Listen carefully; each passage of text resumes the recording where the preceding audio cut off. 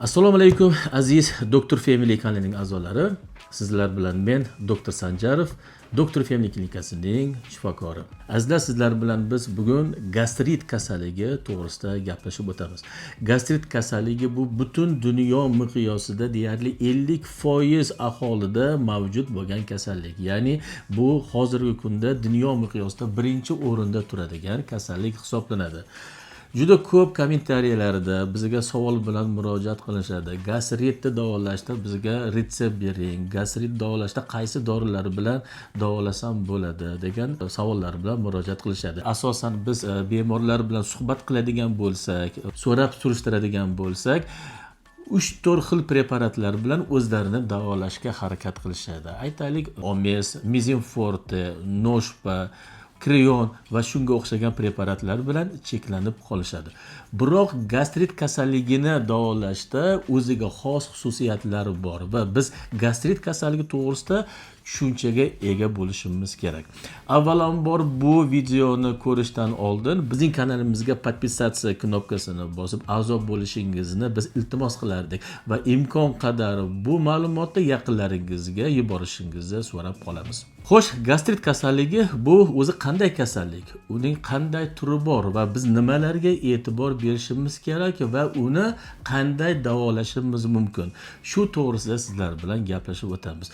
Gastrit kasalligi bu oshqozon shilliq qavatini yallig'lanish kasalligi hisoblanadi. Gastrit kasalligi aynan xlorid kislotasini ishlab chiqarishni pasayib ketishi va xlorid kislotasi ishlab chiqarishni ortib ketishi oqibatida kelib chiqishiga ko'ra ikki turga bo'linadi. Ya'ni gipoatsid va giperatsid gastritlarga bo'linadi. Gipoatsid gastritda xlorid kislotasining miqdori normadan pasayib ketadi. Giperatsid gastritda esa xlorid kislotasining miqdori normadan ortib ketishi kuzatiladi. Va bu holatlarda gipoatsid va giperatsid gastritlarda o'ziga xos belgi, simptomlar va o'ziga xos davolash uslublari mavjud bo'ladi. Xo'sh, gipoatsid gastritning kelib chiqishining asosiy sabablari nimalardan iborat? Demak, birinchi sababi bu noto'g'ri hayot tarzi. Bu nimadan iborat? Bizning kasbimiz yoki hayot tarzimiz oqibatida vaqtida ovqatlanmaslik yoki noto'g'ri ovqatlanish.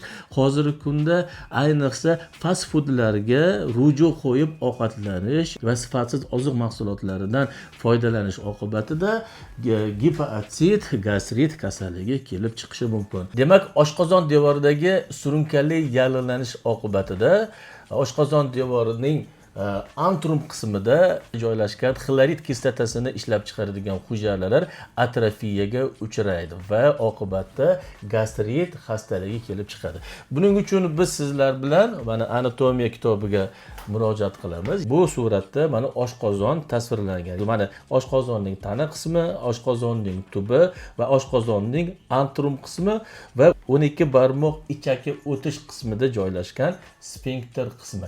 Asosan mana shu antrum qismidagi atrofiya oqibatida gipoatsid gastrit kelib chiqishi mumkin. Navbatdagi gipoatsid gastritning kelib chiqish sabablaridan biri bu autoimmun faktorlar. Ya'ni oshqozonning tubi va tana qismida autoimmun yallig'lanish oqibatida, ya'ni autoimmun reaksiyalar, organizmning o'zidagi bo'lgan immunitet hujayralari va tanamizda joylashgan, ya'ni oshqozon tubida joylashgan hujayralarga qarshi autoimmun reaksiyasi oqibatida kelib chiqadigan yallig'lanish oqibatida gipoatsid gastrit kelib chiqishi ehtimolligi bo'ladi.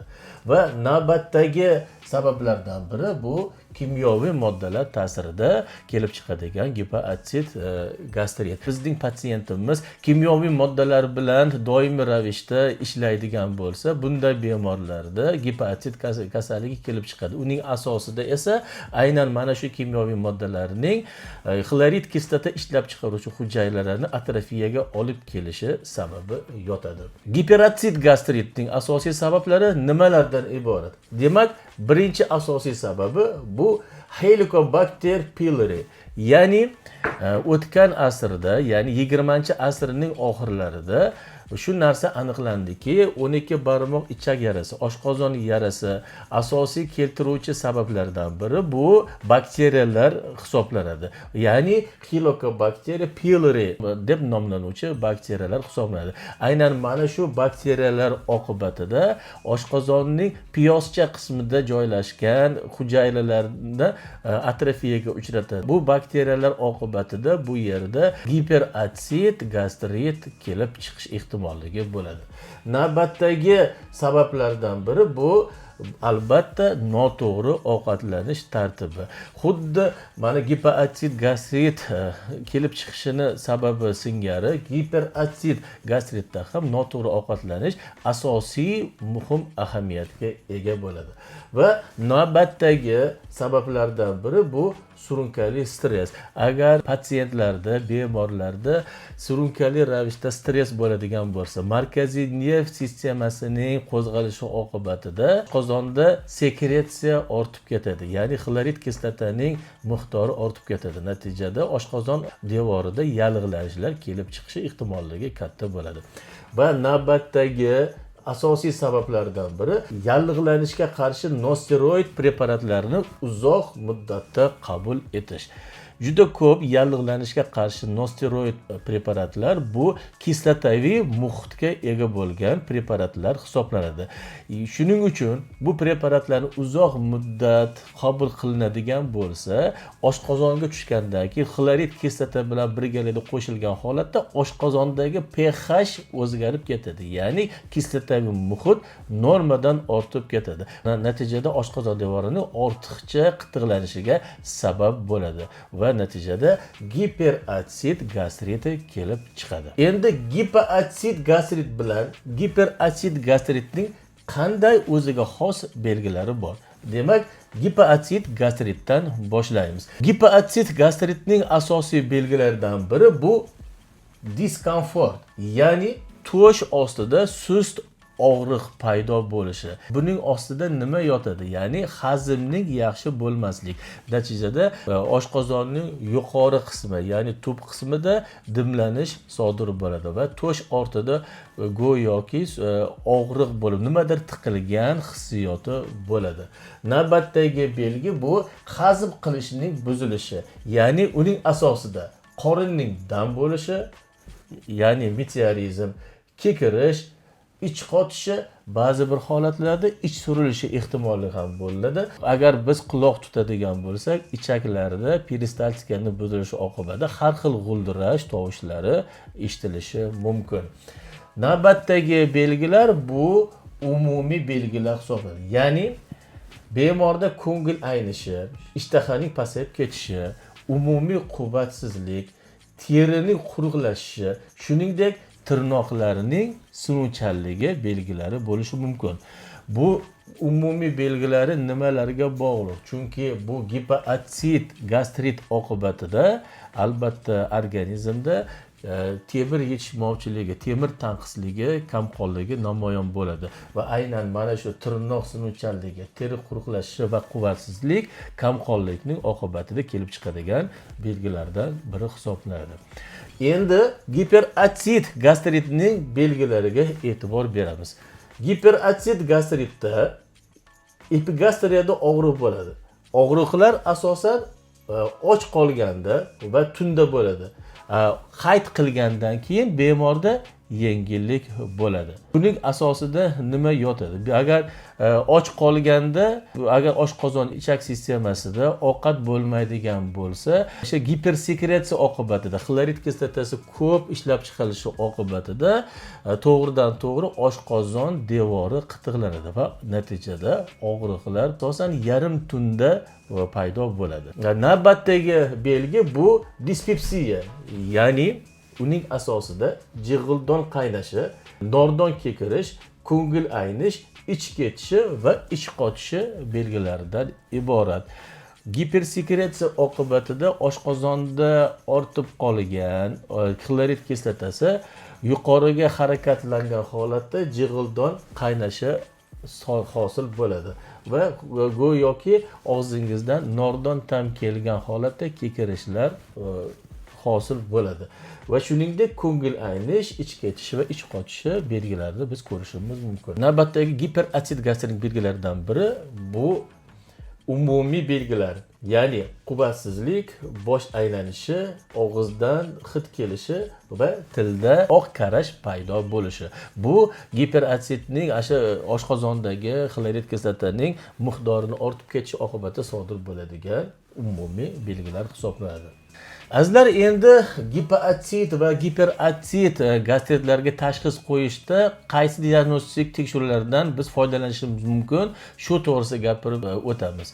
Umuman olganda gastrit kasalligida tashxis qo'yish uchun biz FGDS apparatidan, shuningdek oshqozon devoridan biopsiya usulida tekshiruv mahsulotini olish uslubi bilan, shuningdek pH-metriya uslubi bilan, ya'ni oshqozondagi kislotaviy muhitni aniqlash uslubi bilan, shuningdek qonning umumiy tahlili va koprogramma, ya'ni axlat tekshiruvlari bilan biz tashxis qo'yishimiz mumkin.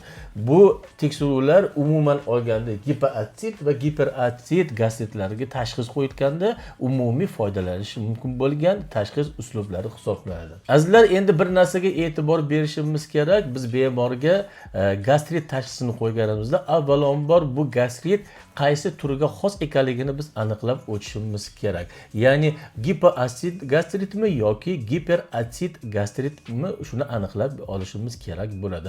Va aynan davolash uslubi shu biz qo'ygan tashxisga asoslangan holatda davom ettiriladi.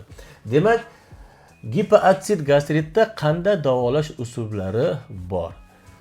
Gipoatsid gastritda birinchi biz e'tibor beradigan narsa bu parhez. Ya'ni biz tavsiya etadigan oziq-ovqat mahsulotlarida o'sha yengil hazm bo'ladigan, oshqozonga nagruska bermaydigan taomlarni biz tavsiya qilishimiz kerak bo'ladi. Keyingi biz tavsiya qilishimiz bo'lgan bu davolash chorasi bu tabiiy oshqozon sokini bemorga tavsiya qilishimiz. Bu tabiiy oshqozon soki bu bemorda hazm qilish jarayonini tezlashtirib beradi. Shuningdek, navbatdagi bu fermentlar, ya'ni pepsin fermentini tavsiya qilishimiz. Bu fermentlar oshqozonda agar gipoatsid bo'ladigan bo'lsa, qo'shimcha ferment berilganda bemorda ovqat hazm qilish jarayoni tezlashadi. Va navbatdagi preparatlar bu kislota muhitni stimullovchi preparatlar, ya'ni oshqozonda kislotani, xlorid kislotani ishlab chiqarishni stimulyatsiya qiladi, ya'ni stimulyatsiya qiluvchi, ya'ni tezlashtirib beruvchi preparat. Bunday preparatlarga nima kiradi?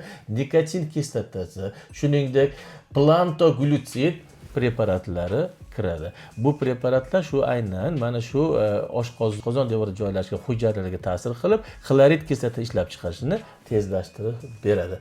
Navbatdagi biz qo'llanishimiz mumkin bo'lgan preparatlar bu gastroprotektorlar. Gastroprotektorlarning asosiy vazifasi bu oshqozon shilliq qavatini himoya qilish funksiyasidan iborat. Xo'sh, bu preparatga nima preparatlar kiradi? Masalan, dinol preparati shu guruh preparatiga kiradi. Navbatdagi guruhdagi preparatlar bu prokinetiklar. Bu guruhdagi preparatlar asosan oshqozon ichak sistemasidagi silliq muskullarga ta'sir qilib, u yerdagi qisqaruvchanlikni oshirib beradi. Ya'ni oshqozon devorining qisqaruvchanligi, shuningdek ingichka va yo'g'on ichakdagi qisqaruvchanligini oshirib berib, u yerdagi qorindan bo'lishi, meteorizmni bartaraf etishda yordam beradigan preparatlar hisoblanadi. Bu preparat asosan metoclopramid preparati kiradi. Bu guruhga juda ko'p preparatlar kiradi. Asosan biz shifokorlar bilan maslahatlashgan holatda biz qo'llashimiz mumkin. Navbatdagi guruhdagi preparatlarimizga bu spazmolitik preparatlar kiradi. Ya'ni agar oshqozonda va ichak sistemasida spazm agar ortib ketadigan bo'lsa, bu spazmolitik preparatlar mana shu spazmni oldini olish uchun qo'llaniladigan preparatlar hisoblanadi. Bu preparatga noshpa va drativirin preparati kiradi. Navbatdagi preparatlar bu antibiotiklar. Biz yuqorida aytib o'tdik, bu gastrit kasalligini keltirib chiqarishida xilobakteriyalar rol o'ynaydi. Aynan mana shu bakteriyalarga ta'sir qiladigan antibiotiklar metronidazol, amoksisilin va klaritromitsin antibiotiklari qo'llanilishi maqsadga muvofiqdir. Endi azizlar, sizlar bilan biz giperatsid gastritda qanday preparatlardan biz foydalanishimiz to'g'risida gapirib o'tamiz. Demak, asosan giperatsid gastrit davolash choralaridan birinchi parhez. Xuddi giperatsid gastritda biz tavsiya etadigan ovqatlanish uslubi va vaqti kabi mana shu giperatsid gastritda ham biz shu ovqatlanish stolini biz tavsiya etishimiz maqsadga muvofiq. Yengil, hazm bo'lishi oson bo'lgan va oshqozonda kislotaviy muhitni oshirib yubormaydigan taomlarni biz tavsiya etishimiz maqsadga muvofiq hisoblanadi. Keyingi navbatdagi bu tavsiyamiz bu antiotsid preparatlar, ya'ni oshqozonda kislotaviy muhit oshib ketadigan bo'lsa, bu kislotaviy muhitga qarshi tavsiya etiladigan preparatlar. Bu preparatlarga qaysi preparatlar kiradi? Masalan, Almagel va Renni preparatlari kiradi. Bu preparatlar yordamida biz albatta oshqozondagi kislotaviy muhitni, ya'ni pH ni tushirishimiz mumkin. Navbatdagi preparat guruhi bu proton pompa ingibitorlari. Biz yuqorida aytib o'tdik, oshqozonda xlorid kislotasini ishlab chiqaradigan maxsus hujayralar mavjud bo'ladi. Aynan mana shu xlorid kislotasini ishlab chiqarish jarayonida oxirgi final bosqichida mana shu preparatlar kislotani ishlab chiqarish final bosqichini bloklab qo'yadi va natijada xlorid kislotasi hosil bo'lishi pasayadi. Bunday preparatlarga qanday preparatlar kiradi? Omeprazol, Omes preparatlari shu guruhga kiradigan preparatlardan biri hisoblanadi. Navbatdagi guruhdagi preparatlarimiz bu gastroprotektorlar. Biz yuqorida aytib o'tdik, mana gastroprotektorlar bu oshqozon shilliq qavatini himoya qiladigan preparatlar hisoblanadi. Bunday preparatlarga Denol va Ulkavis preparatlari kiradi. Biz yana shuni ta'kidlab o'tishimiz kerakki, giperatsid gastritda ham Helicobacter pylori bakteriyalari asosiy gastrit kasalligini kelib chiqaruvchi bakteriyalar hisoblanadi. Bu bakteriyalarga biz yuqorida aytib o'tdik, metronidazol, amoxicillin va klaritromitsin antibiotiklari muhim ahamiyatga ega bo'ladi. Azizlar, mana biz sizlarga qisqacha bo'lsa ham gastrit kasalligining ikki turi, gipoatsid va giperatsid gastrit to'g'risida ma'lumot berishga harakat qildik. Demak, biz gastrit kasalligini davolashda nimaga e'tibor berishimiz kerak? Avvalambor biz to'g'ri tashxis qilishimiz kerak. Bemorda gipoatsid gastrit ketyaptimi yoki giperatsid gastrit ketyaptimi? Va bu biz to'g'ri diagnoz qo'yganimizdan keyin bemorga biz yuqorida sanab o'tilgan preparatlarni tavsiya etishimiz mumkin. Gastrit kasalligini, oshqozon ichak yara kasalliklarida, oshqozon yara kasalliklarida asosiy davolash prinsipi bu to'g'ri ovqatlanish. Biz agar to'g'ri hayot tarzini, to'g'ri ovqatlanish tarzini biz o'zimiz uchun tanlashni bilmas ekanmiz, biz o'zimizga qanchalik dori preparatlarni qabul qilsak ham davo olmasligimiz mumkin. Shuning uchun biz avvalambor to'g'ri ovqatlanishni o'zimiz uchun joriy qilishimiz kerak. Sizlar agar sizlarni oshqozon ichak sistemasidagi kasalliklar, oshqozon yarasi, gastrit kasalliklari, ularni tabiiy va dori-darmonlar bilan davolash choralari to'g'risida savollar paydo bo'lgan bo'lsa, albatta kommentariyaga qoldirishingizni so'rab qolamiz. Albatta biz qo'limizdan kelgancha sizlarning savollaringizga javob berishga harakat qilamiz. Sizlar bilan Dr. Family doimo biz bilan birga bo'ling.